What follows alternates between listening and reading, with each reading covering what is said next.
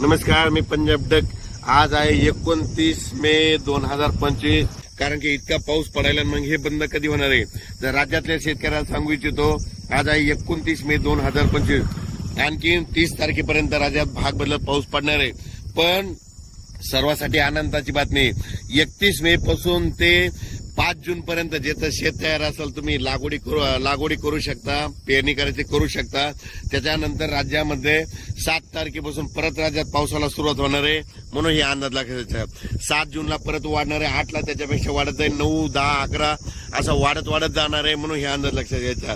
ज्यांचं शेत वापसा असेल तर तुम्ही तुमचं जमिनीची ओल पाहून पेरणी करू शकता। लागवड करायची तर सरकी कापसाची लागवड असेल तर बियाण्याला टोचून लावू शकता, कारण की टोचून लावल्याच्या नंतर जरी पाऊस नाही पडला तर ती सरकी उगवते, कापूस निघतो, म्हणून हे लक्षात येतात। पण राज्यात मात्र 31 मेला म्हणजे बघा तुम्ही, उद्या 30 मे पासून राज्यात वारं सुटायला सुरुवात होईल।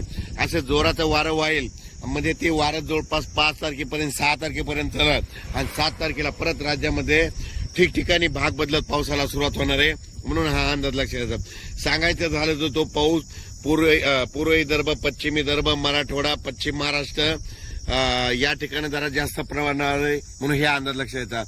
उत्तर महाराष्ट्रात देखील पाऊस राहणार आहे, म्हणून हे देखील लक्षात येतं। पण सांगायचं झालं तर म्हणजे 31 मे पासून ते कंप्लीट 6 जून पर्यंत हवामान कोरडं राहणार आहे, सूर्यदर्शन घडणार आहे, म्हणून हे देखील सर्वांना लक्षात येतं। अचानक वातावरण बदल झाला तर लगेच उद्या एक मेसेज दिला जाईल।